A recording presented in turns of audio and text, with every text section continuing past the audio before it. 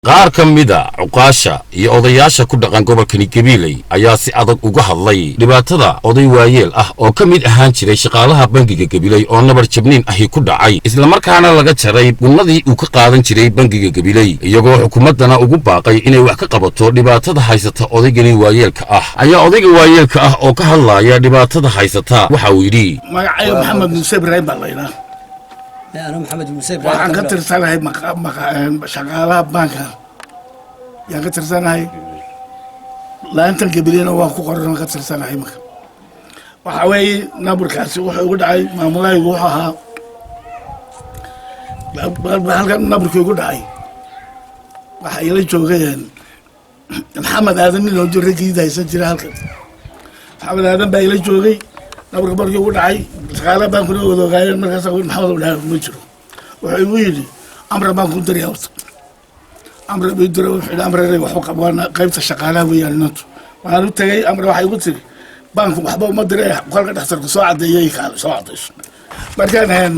laanta aan tagay qolkii radoowiga qoostay wuxuu Ismaaciil la fuugi gudbiyay Ismaaciil markuu isawiray musawirka ka yahay ayaa buu yiri Nairobi dhaxtarka Nairobi shaqada yaqaana Kenya waraaqdaas uu dir amra bankan waan aqbalay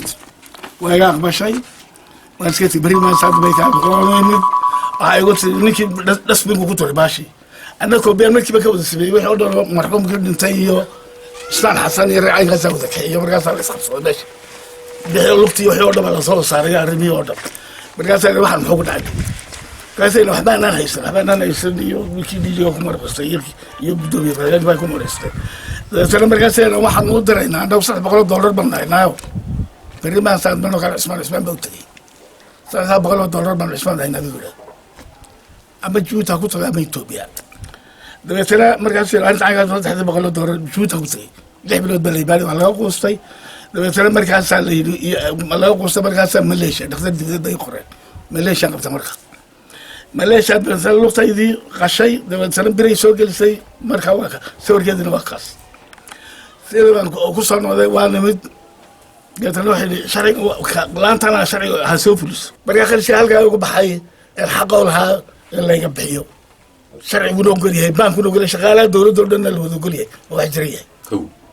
كو طلبات واحد عضي أريقه شغالة كم بذا 20 سنة بانك هلقا أنه حيجوغني شان يتوان كن بان مقادنا ولا نوصيو لعقتك كتب عشور أو شنطة كلام تماد أوي شان يتوقع كنا شغالان يلا وذقتها أنا وذي لا أنت قبلي لو قلت لا أنت قبلي بركي لا نسال لقري أول يحن مصطفى حلقة هذا ولي أجيفة لا بدي راسي شان يتوقع لو حنا جركان الواحد هو يسمر كان ندي جي يوري ولا ولا كذا ساسي إسكاش كوين إسكا دي جيجا يقدم يكحيان والله بدن دفين والله ولا أنا بحنا إن محكمة نسأل نوجد بيو دعوة هالك لو قالوا أنا بلا حقوق لا يدري حد دبيله هاي يجونا حد دبيله بلا حقوق تكاشف sidoo kalena waxa halkaasi iyaguna ka hadlay qaar ka mid ah cuqaasha ku dhaqan magaalada madaxda gobolkani Gabiley oo iyaguna halkaasi codsi iyo baaqba ugu diray madaxweynaha jamhuuriyadda Soomaaliland inuu si dhaqso ah wax uga qabto odaygani waayeelka ah ee laga jaray gunnadii uu ka qaadan jiray bangiga Gabiley intii uu taagta lahaa waxaan ku raacsanahay baaqa Maxamed Muuse dibta ku dhacday iyo baaqa uu baaqayo madaxweynaha cabashada uu baaqayo dibta gaadhay iyo dulmiga ku dhacay inay madaxtooyadu si wanaagsan wax uga qabato anaguna waxaan ku raacsanahay ninka in xaqiisa hoos loo eego oo dacwadiisa loo fiirsado ninka intay khusaysaa hoos u fiirsato halkan waxa ku qoran $13,685 oo ku baxay qalinkii jilibka Maxamed Muuse waa muwaadin ku raagay banka Gabiley laanta Gabiley cabashadiisana uu soo gudbiyay waxaan inteedaasba ku raacsanahay محمد موسى إن دبعتها هاي ستة وحلا جلا قبته إن دولة أي مدحوينها هي عدة خصيصان كأرن كيس هوس وأكتو نكا حفنا هي إنه أجوجنو إلى خلك وأخرين تبلابي والمكرب جوجنا خلك دبعته كل عذير والمأجوجنا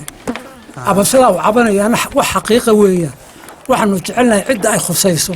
إيه مدحوينه وين هاي إنه وحقق قبته عيدي ودعوي هي عيدو كسو دعوذي وإني عيدو كسو دعوذي وإذا هذا الشيء ساجر